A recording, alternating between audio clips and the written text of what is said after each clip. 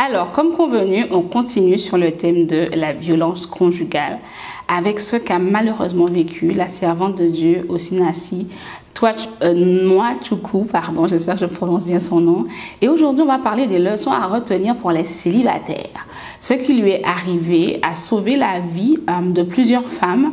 Et je me rappelle d'une femme qui a témoigné qu'elle a annulé son mariage qui devait avoir lieu une semaine après son décès parce qu'elle ne voulait pas mourir dans un mariage où son fiancé, ils étaient tous les deux chrétiens, avait déjà des traits qui montraient en fait que dans le mariage, ça risquait de devenir pire.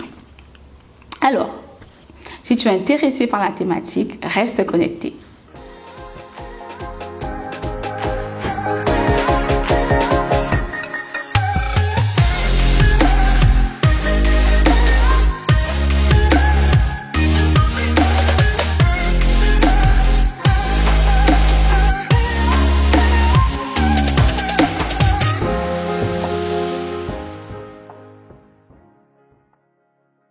Les leçons qu'on doit retenir en fait de ce qui s'est passé en tant que célibataire, je préviens bien en tant que célibataire, c'est que de l'extérieur, Osinachi semblait tout avoir.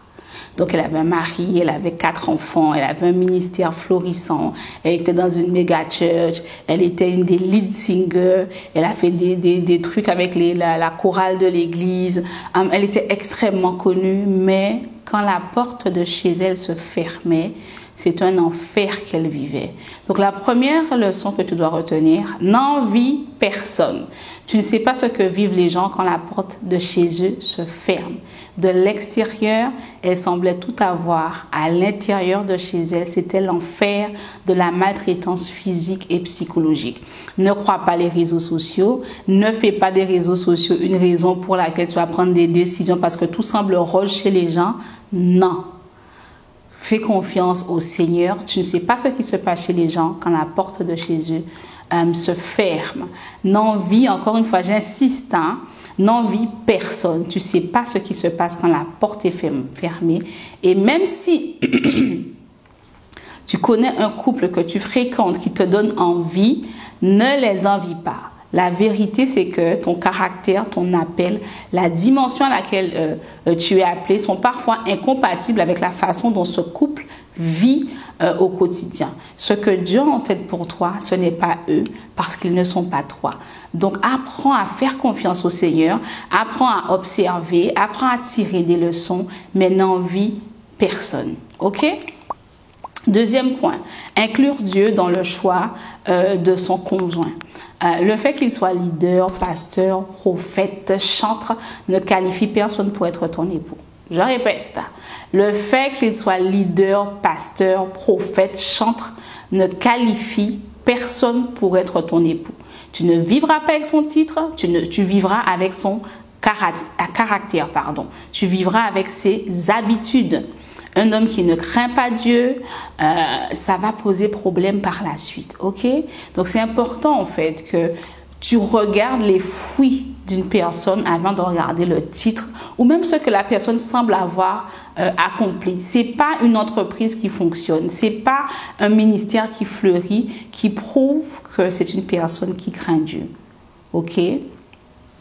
Un homme qui ne craint pas Dieu, un homme qui n'a pas le fruit de l'esprit, un homme qui n'est pas profondément converti sera comme une carie dans tes os, cause d'une carie. Et ça fait mal, une douleur permanente et une douleur qui t'handicape. Donc je répète, l'onction, un titre ou une fonction ne qualifie pas un homme pour t'épouser.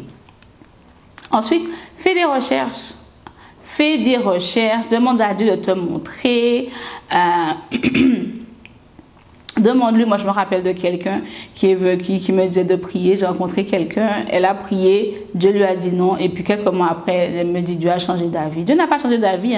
Aujourd'hui, son mariage est particulier. Elle vit très très loin de ce que Dieu a prévu pour elle. Parce qu'en fait, comme elle voyait personne venir, elle s'est dit, bon, mais c'est le seul qui est là pour le moment. Moi, je veux me marier, je vais accepter. Il est chrétien, il a accepté Jésus, ça suffit. Ben non, c'est clair qu'ils sont chrétiens, c'est clair que il a sa façon de vivre sa foi, mais ce qu'elle vit dans le couple, quand la porte est fermée, même s'il ne la bat pas, est très compliqué psychologiquement. Donc, ne sois pas prompte à prendre des décisions basées sur ce que tu vois. Demande à Dieu de te révéler qui est cet homme quand personne, je dis bien quand personne ne regarde. Et sois attentive à la façon dont Dieu te parle. Ça peut être un rêve, mais ça peut être également une conversation ou quelque chose avec lequel tu n'es pas à l'aise, ok? Sois attentive. Mais il y a aussi des choses qui montrent que ça peut être le bon. Et je me rappelle en particulier d'une connaissance qui vivait une situation financière compliquée et il était tellement amoureux, il était tellement en fait dans ce positionnement de se dire qu'il doit prendre soin, il doit couvrir, qu'il était prêt à prendre 2 travails pour pouvoir subvenir à ses besoins. Et c'est je ne sais même pas s'ils étaient fiancés à l'époque, ok? Donc regarde, observe son comportement quand c'est compliqué. Ne force pas. Ne force pas. Sois prompte à te dire que, ok, il veut qu'on commence à discuter, ok, mais il est en période probatoire. Il est en période probatoire. Demande à Dieu de te montrer et sois prête dès que tu vois qu'il y a quelque chose qui ne va pas, à prendre des distances jusqu'à ce que tu sois pleinement convaincu de ce que tu dois faire. Ensuite, n'hésite pas à prier contre ta volonté par amour pour toi-même. Qu'est-ce que ça veut dire? Ça veut dire que quand tu es déjà amoureux, c'est très compliqué de te séparer d'une personne. Donc, dès que tu sens que le frère t'intéresse à toi, dès qu'il commence à faire un pas, prie en disant à Dieu que Seigneur, c'est toi mon bien le plus précieux. C'est pas un homme. C'est toi, mon bien le plus précieux. Je ne veux pas épouser quelqu'un qui sera un perpétuel clou dans mon pied. Je ne veux pas. Sauve-moi de ma main, mais dispose les temps et les circonstances pour l'éloigner de moi, parce que moi, je risque, en fait, ma chair est faible, en fait. Mon esprit est bien disposé, mais ma chair est faible. Il faut reconnaître quand on est faible et dire à Dieu, Seigneur, help, Seigneur, au secours, Seigneur, en moi, comme on dit chez nous. Viens à mon secours et évite-moi en fait de me retrouver dans une relation que tu n'avais jamais prévue pour moi. Ensuite, parler des vraies choses. Parler des vraies choses. J'ai un article sur le magazine qui aborde 50 questions à se poser avant de s'engager avec lui.